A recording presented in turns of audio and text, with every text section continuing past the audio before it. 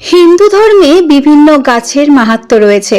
অনেক গাছকেই হিন্দু ধর্মাবলম্বীরা দেবতা জ্ঞানে পুজো করেন। তেমনি একটি গাছ হলো তুলসী গাছ। মনে করা হয় তুলসী গাছে স্বয়ং মা লক্ষ্মী বাস করেন।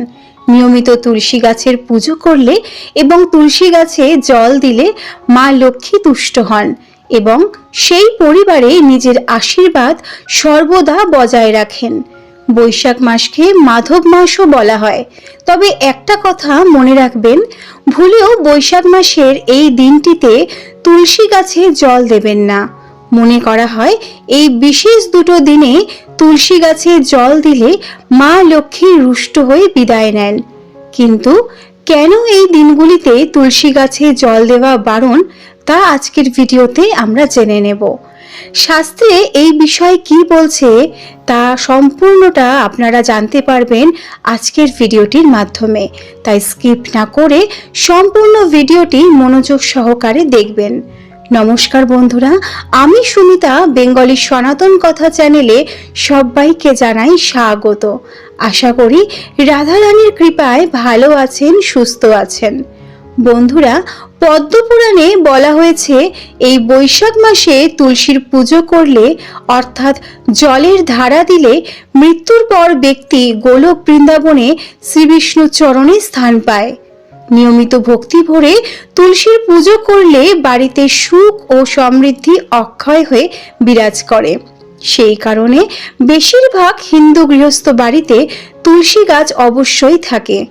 যে বাড়িতে তুলসী গাছ থাকে সেই বাড়িতে স্বয়ং মা লক্ষ্মী বিরাজ করেন বলে মনে করা হয়।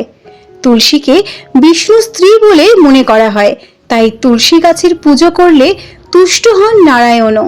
বন্ধুরা, বাস্তুশাস্ত্র অনুসারে আপনার বাড়িতে যদি তুলসী গাছ থাকে তবে ভুল করেও দক্ষিণ দিকে তা রাখবেন না। এটি করলে ঘরের নেতিবাচক শক্তির প্রবাহ বাড়ে, জীবনে অসুবিধা আসতে থাকে। এছাড়া দক্ষিণ দিকে তুলসী গাছ রাখলে অর্থের প্রবাহ বন্ধ হয়ে যায়। ধর্মীয় বিশ্বাস অনুসারে তুলসীকে জল দেওয়ার সবচেয়ে উপযুক্ত সময় হলো সূর্যোদয়ের সময়টি। এমনটা বিশ্বাস করা হয় যে সূর্যোদয়ের সময় তুলসীকে জল দিলে বিশেষ উপকার পাওয়া যায় এবং আর্থিক সমস্যা থেকেও মুক্তি পাওয়া যায়। শাস্ত্রে বলা হয় দুর্ভোগ কাটাতে সব সময় বাড়ির উত্তর দিকে তুলসী গাছ রাখবেন। নিয়ম মেনে সকালে জল আর সন্ধ্যেতে প্রদীপ জ্বালবেন। তবে কখনোই টবের মধ্যে ধূপকাঠি দেবেন না, পাশে অন্য কোনো থালায় ধূপকাঠি জ্বালুন। তাই বলে তুলসী গাছকে অতিরিক্ত পরিমাণে জল দেওয়াও উচিত নয়। এতে করে তুলসী গাছের শিকড় পচে যায়। এই কারণে তুলসী গাছ শুকিয়ে মারাও যেতে পারে। এমনটা বিশ্বাস করা হয় যে তুলসী গাছ শুকিয়ে যাওয়া অশুভ, এতে জীবনে দারিদ্রতা বাড়ে। জ্যোতিষীদের মতে একাদশীর দিন তুলসী গাছে জল দেওয়া এড়িয়ে চলুন। বন্ধুরা, এমনটা বিশ্বাস করা হয় যে একাদশীর দিন তুলসী গাছকে জল নিবেদন করলে দেবী লক্ষ্মী অসন্তুষ্ট হন। এটি একজন ব্যক্তির জীবনে অনেক ধরনের আর্থিক সমস্যা সৃষ্টি করতে পারে, তাদের কাজে বাধা আসতে পারে। এছাড়াও এটিও বিশ্বাস করা হয় যে এই দিনে তুলসী মাতা ভগবান বিষ্ণুর জন্য নির্জলা উপবাস রাখেন। তাই একাদশীর দিনে তুলসীকে জল দেওয়া এড়িয়ে চলাই উচিত। এছাড়াও রবিবার দিনটিও তুলসী গাছে জল দিতে নেই। এর পেছনে রয়েছে পৌরাণিক ও ধর্মীয় বিশ্বাস। বিশ্বাস করা হয় যে তুলসী ভগবান বিষ্ণুর জন্য রবিবার উপবাস করেন। তাই এই দিন তুলসী গাছে জল দেওয়ার অর্থ হলো তুলসী মায়ের উপবাস ভঙ্গ করা। বাড়িতে নেতিবাচকতা চলে আসে। মা লক্ষ্মী ক্রোধান্বিত হলে জীবনে বহু সমস্যা দেখা দিতে পারে।